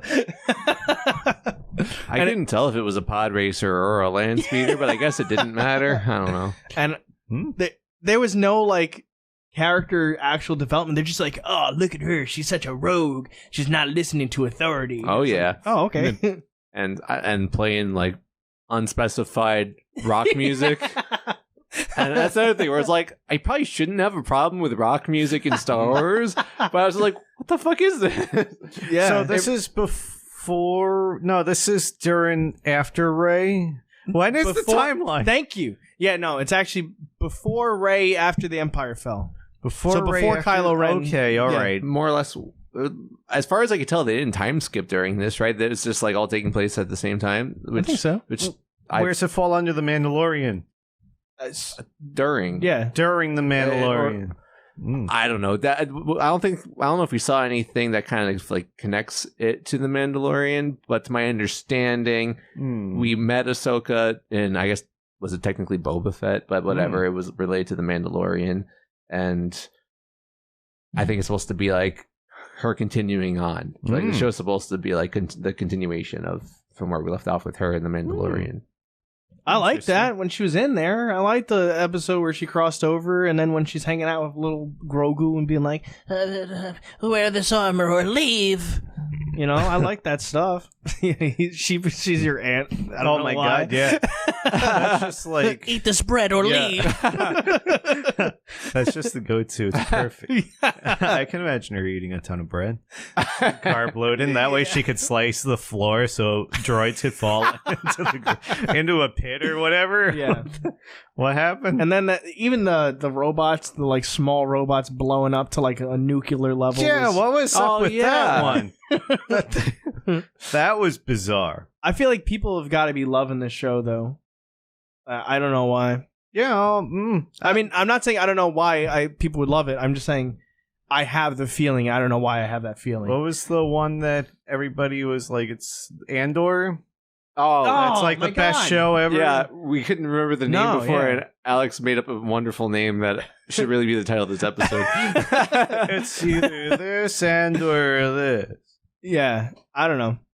I feel like if I was sitting alone and watching it, I probably would have been like, okay, it's all right. Not to spoil anything, but I think I saw a screenshot of like that Chancellor lady from Andor in this show. So they are connecting things, I think. Whoa. I feel like if I watch all of Rebels, then come back to this show, I'll probably love this show. Probably. I mean, it's Dave Filoni's like probably passion project, so it's the thing that he's been working towards. But then he's gonna start like aging into Star Wars the way George Lucas did, where he's like way more interested in like the press conferences or like political. Yeah, exactly. Looking like a frog. Oh no! Life ain't easy eating for lies. Fly. Fly. Right. Ooh. Yeah, no, I don't know. I'll like it eventually, probably. I was gonna turn my brain off. Yeah. Maybe that's the other thing. Like going back to what we were doing before plays a big part, right? Because we were using our brains a bunch. We're trying to come up with comedy, and if we were like just loafing around, fingering each other, we probably would have came to the show and been like, "Oh, our brains are off. Let's just watch this and enjoy." Yeah, it. if we fingered each other the whole episode and like for the remainder of the night and watched only Ahsoka. Murders in the building. Oh. Yeah. Oh, we yeah. probably would have really enjoyed it. I feel like everybody speaks so highly of Murder in the Building that I think we'd probably just enjoy it from the get-go. I think so. Because you're not the only one that's a big old fan of Only Murders in the Building. I'm not? No. Fuck, I thought I was the only one. Everybody in the world besides Alex and I. Because we haven't watched it. Yeah. That's because you're watching 28 Days Haunted. Wow. Put on the god helmet! And 3-hour-long ones, apparently. Oh, no. That's the overnights. That's the overnight people. Yeah. Okay. I've been just watching anime. That's it. Yeah. Amine. Anime. I can't even say it the way you did. How'd you spell Amine? That hurt my brain. Amine with aminals. Amine. Yeah. Watch some Amine. Yeah. And having lemonade. Yeah. I love lemonade while watching Amine while fingering And then each you other. laminate. Laminate. I watched Fire Force. I've seen Oh, an I've heard great episode of things. that, but I've heard it's really cool and well animated and stuff. It We know is. somebody that would love that show. We do. That clicked right away. It did. He loves Amine. Amine. If he doesn't know of that show, we're going to have to bring it up during the next time that he We talk to participates him, in the yeah. stream. I agree. That way we could see how much he knows about the Good. show. You're getting your Crunchyroll or Oh my god, yeah. fix. And I also watched another show that it was like late at night and I couldn't sleep for whatever reason. I've been having a hard time sleeping. And I put on Crunchyroll and I found this one that was like, I couldn't be a hero, so I got a full-time job. Oh. So I was like, that sounds relatable. And it turns out it's not relatable. It's an RPG world where they literally like killed the demon lord. And now he has to work at a store in a retail job, and the demon lord's daughter works at the store, and it's just boobs all the time. Oh. Yeah, it's a harem show, and I was like, oh, that's where we are. Okay, and I watched it very low because I didn't want to wake up Gianna. I wonder if that sounds weird. Yeah, it sounds like I'm watching this porn show. Yeah. Really quietly. The boobs gotta be quiet. So I was watching it low, and I thought it was dubbed, but when I went to show Gianna the next day, it was subbed, and Well, you're that involved into the show, you turned it into English? I was that tired. Wow. With that and wanting to sleep that my brain dubbed it. Wow. I told John, I'm like, no, this show was dubbed. I'm like, this was dubbed. I heard the voice. What if the show wasn't even there the next day? That's called a I dream. swear that the show existed. I'm telling you. Your brain created that Yeah. show. Well, I gotta make it a thing. Interpret that. Oh my god. I feel like people do that. They steal ideas like that. They're like, no, that was my saw brain it in that a made dream. that. My falling asleep show has been the Harley Quinn show. Whoa. And I'm just about done with season 2, and I think I've said that for 3 weeks now. But I'm just about done with season 2. It just kind of keeps going. I was like, oh, they're done. Like, no, never mind. There's another episode. But it's cool to see like the Justice League and stuff like that at this point in the show. And Rachel said more than I will ever need to say. So, Dude, this new season, I saw a few clips from it. I don't know if it's it anymore. It started taking like a Velma turn. ooh, Oh yeah, well, because I was like, oh, what is going on here? That's going to What be are coming they- out with a second season, yeah. Yeah, I yeah. can't wait. Believe it Hopefully or not, 10. that show probably actually involves writers and stuff. So I don't think they can make it right now. I think Mindy can just write it. I feel in her like, spare time. yeah, I feel like that's what she did to get this show done. That she wrote it in her spare time. I'm Velma. Yeah. It's just a Mary Sue of her as Velma. Yeah. But yeah, no, there's some apparently decisions that they make in this new season that are very like It's a sneak peek. just Whoa. disrespectful to Harley Quinn. like DC in Whoa. general as well. Wow, Yeah. that's exciting. Oh yeah. Just pooping on the whole thing. To be fair, when I saw the clip, I was like, I gotta catch up on this show so I can see what the fuck is happening. This is so strange. So, is it Batwoman? Did they make James Gunn a character and like do things to him? Oh my god! no, James Gunn is also a character in there at some point. What? He is, yeah. I swear to God, he is, yeah.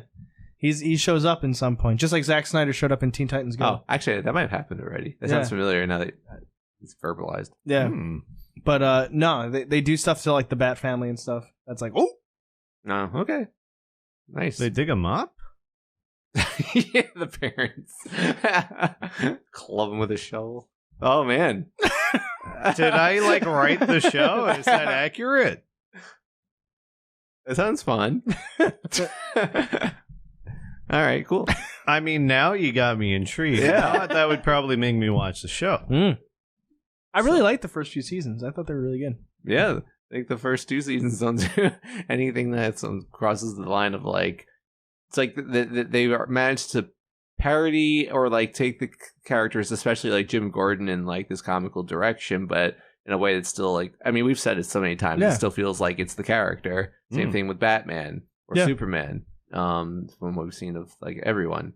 So it'd be interesting if it loses sight of that. I would love, because people like Velma's got to be more like Harley Quinn, like not take it like crazy and, you know, still respect the characters, and then Harley Quinn just like does never mind does the Velma around. Yeah. Man, that's crazy. Yeah, I know. The other show that's almost done with, or is finishing up its first season, is My Adventures with Superman. Ooh, they got renewed. It's good. It's a really good show. Until they take the Velma turn. Yes. What I'm wondering, as I keep remembering, this is an Adult Swim show, and it's like the most like tame, wholesome, like refreshing show about just like these people in their apparently early 20s like having like a relationship, and Jimmy Olsen's like thinks he's friends with them for some reason. That's the other thing. I was just like, he's like, I'm Superman's best friend. I'm like, if you just didn't show up one day, Superman wouldn't care. Oh my god. He likes Lois a lot, and you're just like, he's indifferent. Like, yeah, Jimmy's here. Anyways, but I was wondering, like, what if like the season finale happens, it just goes full like Omni-Men Invincible? That would be crazy. I don't think that's probably allowed, because like if a show is advertised as like TV 14, then all of a sudden it goes full TV MA or something like that. I don't know. It's probably not allowed. I feel like you can have, I don't know, maybe an episode. Maybe if it's like a movie.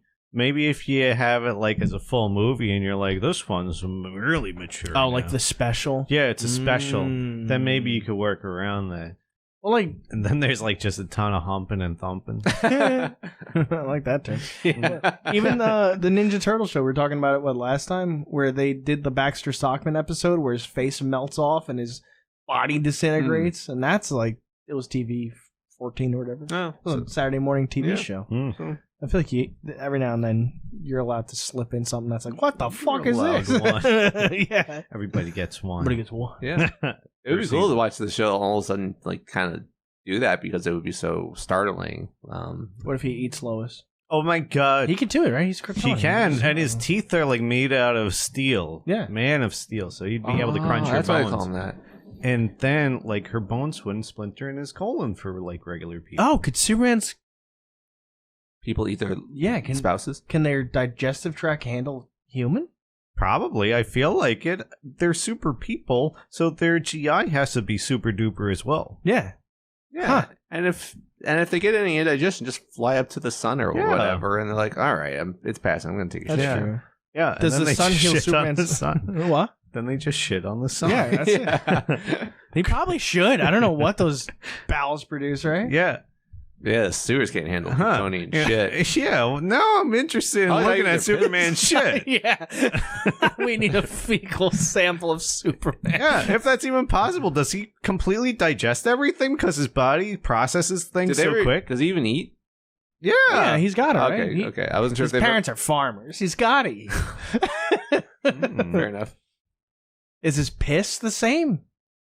We never see Superman do these things. Oh, no, but now we're opening up a whole can of worms, and now I need a video. Hey, I need answers. Everyone's like, we need to see him have sex, and we're like, hold on a second. We gotta see him shit. piss. You want to see a 1, piss, 2, shit. Yeah. That's Can the it. toilet handle a Kryptonian shit? Yeah. How long does he piss for? It's gotta be like 30 hours. Yeah, what if he's that alien that he only pisses like once a year, and it's like a 30-hour piss? Oh my god. That man was in a spaceship to Earth over a course of I don't know how Yeah, long. wait. I mean, boy, but Yeah, he traveled through space. How did his... That thing must have been full of piss. Yeah. And shit. And shit. What do you eat on there? I think Piss and shit. Kryptonians are like Maybe that's why it was empty when he got to Earth. Superman's body works off of piss and shit. That's why he doesn't have to piss and shit. He just Oh my god. drinks his piss and he eats just his shit. does ultimate recycling. Yeah. Like another person that we enjoy. I just like him at a restaurant, just fork and knife and do his shit. Solo. Can you bake this in the microwave for 30 seconds? Yeah. I like it a little warm. Please add this brown sauce. Yeah. Oh And Clark, your baked potato is a little strange. Oh, don't worry, it's Kryptonian. Huh. I made it myself. These are the things that make us stay up at night to think forever. I'm never going to go to sleep tonight now thinking about that piss and shit. Oh, no. I'm never going to sleep again. Yeah. I don't know if I'll ever sleep again. All right, cool. There's another show that I've been watching and catching up on. I think the season ended. I'm a few. I have like one. Actually, I only have one episode left to go. Is Righteous Gemstones. You familiar with that show? No. That's the Danny McBride show on HBO Max, I guess, but Yes. HBO. Where they're like equivalents of like I don't know, like a Joel Osteen family, like a bunch of preachers that make a wonderful living off of it, but mainly because of his parents. His dad's played by John Goodman. Is that Whoa. his name? Oh, holy shit. Really thin John Goodman. John Thinman. Wow. And but you know, Danny McBride being Danny McBride, we're crazy, like looks like a disco afro and mud and chops and stuff like that. And I don't know, the show's a lot of fun. I'm always enjoying it. So they've already got a 4th season renewed. Fourth season? Holy crap. Yeah, but they're like 8-9 episode seasons. They're short. 8-minute episodes? Yeah, and you watch them on 3 times speed. That sounds good. Binge worthy. I mean, they're a half hour at most, so it's good. I always enjoy that show. I like Danny McBride's like unique of like he's despicable, but because of that he's lovable. I don't know. There's something like he's a charming bastard. Yeah, he always like plays this piece of shit that it's like it's fun to root against. I mean, it's just enjoyable. Something he like mastered the recipe. Did someone say shit? Oh my god. Piss? Oh my god. Oh wait, I forgot. What do you think the S stands for? I would like it if instead of him working for the Daily Bugle or whatever, Daily Bugle. yeah, and then he works for the sewage recycling factory, and he's just like, it's like that's his mouthwash. It's just piss and That's shit. why he came to the big city. Yeah, and then he pisses clean water. I think we have a new character for our comic. He's like Captain Planet, Captain Piss and Shit. Kyle, I gotta say, your show recommendations have been very good. 'Cause Yeah. Barry was really, really fucking fun. Oh, you gotta watch more of it. Yeah, I agree. Barry's Now I been wanna watch awesome. this. And I do have to watch Only Murders in the Building. Yeah. You're not going anywhere. Let's just say if I were Paul Rudd, I would be very scared of elevators. Oh. That's all. Especially like in real life. It's like you'd be like, have you seen this show? Okay, cool. Yeah. That's all. Life imitates art. Right? You'd be like, hey, it would be funny to reenact this. I have been watching the Twisted Metal show. I have 1 month only of Peacock that I'm willing to pay for, and I'm trying to finish it. And they're short. They're also half-hour episodes. Yeah, and I'm trying to get there. Does it make you want to play Twisted Metal? Is the game at all like have a plot like this? It's got Don Cheadle in it. It's got Don Cheadle. Yeah, Don Auntie Mac. It's Anthony Mackie. I was like, wow, that's cool. It's got everybody in it. Yeah, Sarah Jessica Parker. yeah. Yeah. She plays Sweet Tooth. She's got a sweet tooth. The games are not like this show. I mean, there is racing and combat and stuff like that. And depending on the game, some of them have like more lore than others, but most of them are just you are car, you are shoot. You know? Yeah. So, Calypso. Yeah, Calypso. but it's Make a wish. It's a very simple show to follow. They're just going around and having goofy adventures each episode. And Sweet Tooth, they made into this lovable killer sort of thing. I guess they managed to take the anti-hero route where he doesn't kill anyone that you would make him dislikable. And he pairs up with this guy who, I don't know what my problem is. Like, I'm starting to think people look alike. Like is he Stingray from Cobra Kai? If not, he reminds me of him, and I've seen him in other things. Where it's like they become like buddy, and he helps like guide him along. And I don't know. Welcome to old man brain. At least it's only white people that look alike to me. I was watching Kevin Smith Batman Beyond, not to talk about a podcast in the podcast, but he was telling a story where he was pitching a show to Hulu, or not Hulu. I guess it was. Oh no, it was like the USA Network. Characters Welcome, and he said it was like in the middle of his like full stone days or whatever. He'd be like, USA, you're the guys that like do that suit show. That's a show about those twins, right? And this is before he even gets to like his pitch, and they're like, they're different people. they're not twins. And he's like, oh my god, you fucking saying they're not the same guy? he just like showed how unfamiliar he was with the show Suits. Oh my god, they do look like, I've never seen Suits, but they do look like they're twins, like two really white boys, and then Meghan Markle, I guess. Meghan Markle. You know, it happens to me with anime sometimes when they want you to remember a character. I'm like, that's the same character, and you can't tell me otherwise. We watched the show Buddy Daddies. It's about two assassins that accidentally kill this girl's dad and then basically adopt her. Wow. And at the end of the episode, they show the guy that, like, this is her dad? Oh my god. I was like, who is that character? Who the fuck is that? And Gianna's like, I think that's the guy they just killed, but I don't know. Yeah. So we rewind, and it looks like the main character, but it also looks like the guy they just killed. So I was like, I gotta fucking Google this now. It's like, oh, okay. It was the guy they just killed. Whoa. But I feel like they shouldn't make it that difficult for you as a viewer. Yeah. To be fair, with modern Dragon Ball, you cover the hair and you look at the eyes, and you don't know if it's Vegeta, if it's Gohan, if it's Trunks. Like if Trunks has different colored eyes, but like anyone that's got the dark colored eyes and the triangle eyes, like be any of them. So yeah, I don't know. I probably do the same shit if I draw characters a whole bunch too, right? Eventually, you draw characters that look very similar or the same. I don't know. Just some things like, I don't know. When you're an artist, keep those things in the back of your head. Be like, oh god, is someone going to get confused if they look at this? If I draw everyone's eyes exactly the same, and their beautiful chiseled jaws and all that, their jowls. Yeah. The only other thing I've been watching is catching up on Love is Blind, the most important comic book show of all. Was watching them out of order, and we took a big hiatus because kind of lost Netflix, but it works on tablets still. So it's kind of funny that as we're finishing it up, we realize Netflix is like, new seasons coming. Like, I think there's another season of Love is Blind dropping. Oh my god! Like next week or something like that. Fuck no! There goes my life. Yeah. Damn it! I have to. That's going to be my fall asleep show for 2 months. and they do the 1 year follow ups for like the previous season, so I think that's out now. So it's like, as was like, okay, I'm finally caught up. I'm like, never mind, no, I'm not caught at all. So. Yeah, didn't they just release some ultimatum shit too? What? Yeah.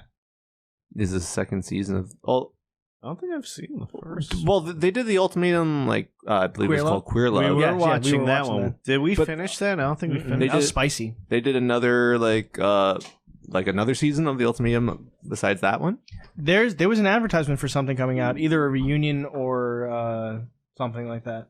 But I saw, it was like, Ultimatum is back. I was like, ah! Mm-hmm. So, do you remember you watched all of the Love is Blind? Yeah. So especially the finale reunion, whatever you want to call it, where they bring everyone, sit them down with the Lachey's. There's a lot of talk about who's the greatest villain in the history of this show. And like some people think it was Irina from the latest season. She was bad. But after watching season 2's reunion, the whole thing, and especially the reunion, I think I've made my personal decision that it was Shake. Oh, yeah. Yeah. It was rough. You was bizarre. Because you can't even make the argument that the dude didn't have a filter, because he clearly did. He displayed it when he was around the woman that he was engaged to the whole season. Like, he never expressed how he didn't find her attractive in this that is way. My aunt. Yeah, saying it's like I'm dating my aunt. Yeah, and you said that I'm gonna fuck my aunt. You said that to literally everyone else behind her back.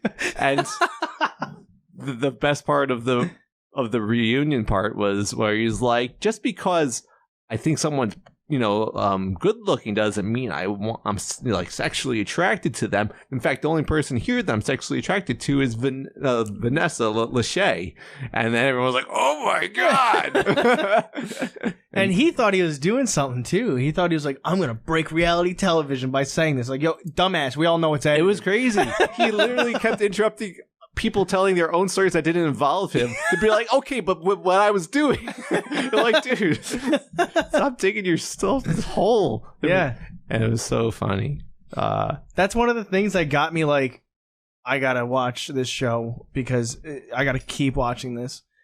Every time like things like that happen where it's like someone, it's like they break their own brain and they're like, I have to say this thing or else I'm gonna die. It's like, no, please just shut the fuck up. It's like, there's a bomb strapped to me. I will explode if I don't say this right now.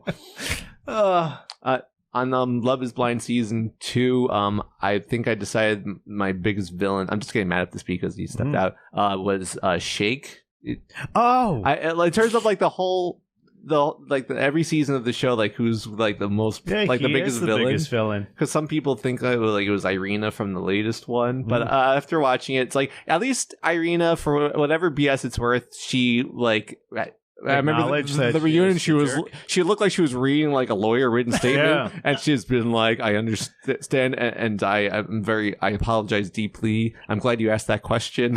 And she at least was like owned up in her own way, whereas this guy was like, if you understand my side of the story, I wanted to bang a broad or whatever. He's like, dude, that's not cool. Yeah, not my aunt. Yeah, it's so weird. I just don't know.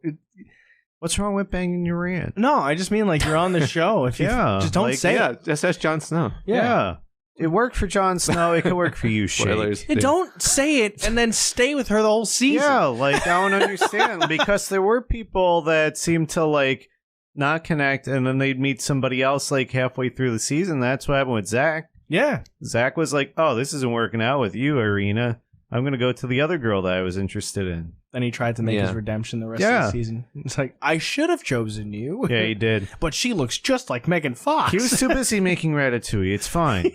Once you got Ratatouille brain, can't help it. Looks like it. Zach? Yeah. Some people say he looks like the Property Brothers. The third brother. Yeah. Which I think, what's his name? Shazam looks like a Property Brother too. Oh, Zach Levi? Zach Levi. Zoe Deschanel is engaged to one of them. Zach. Whoa. Oh. The girl that does that show about food? Yeah. And stares into your soul? Oh, yeah, with those eyes. I love food. And she does. Such a good. You do it so well. He even goes back. Oh, yeah. Who's that girl? Wow, I can't wait to see what we're going to cook up next. We need a whole show with you like that. It hurts my eyes. I don't know how she does it. I feel like you're sucking them into the back of your skull. The show is at some point they're just going to vanish. Look deeply into my eyes. For audio listeners, Matt's making a face.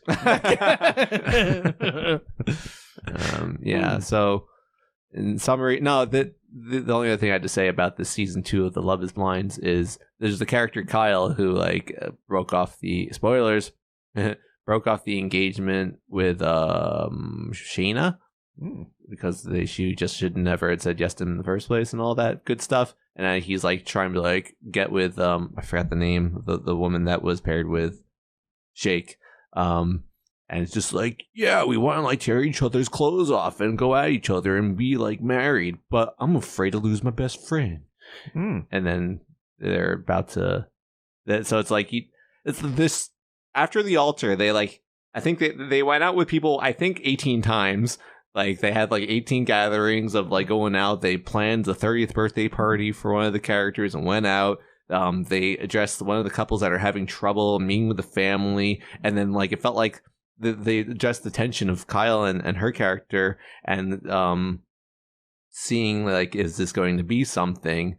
And I thought that like, okay, they did it. This is kind of like the emotional conclusion to After the Altar. And as I mentioned before, I think I still have 37 minutes left of this episode. Like how is this still going? What's left? So. I love it, dude. We all got into the reality TV bubble. We've all been dragged the fucking... Yeah. It's another 15 years and we'll totally understand Ahsoka and Babadook, the other show. Yeah, Bobo Duco, whatever. Yeah. Bobo Duco. Andor. But apparently we have to watch if reality TV peaks at a show called Below Deck. Sounds like the Star Trek show. What's Below Deck? It's apparently like ships and cruises. It's like the staff working on them and the things they do during it. Yeah. Whoa. Apparently it's really fucking like juicy. Ooh, what's that on? I don't know. Okay. I gotta look it up. All right. Yeah. Good Apparently deal. it's really fucking good. So I'm looking forward to the show. I think it's supposed to be like a Bravo show called Love in Translation. Yeah. And it's supposed to be like a bunch of American dudes who wanna have a babe, but they ain't no speaker to English. And they're just like, what? Yeah. What? Isn't one scheiße? So is love truly blind? Is love deaf, I guess? Waiting for that one still, but yeah, pretty much. That's the closest we're going to get to. Yeah. You might as well not talk at all, yeah. It's love mute, I guess, and deaf, yeah.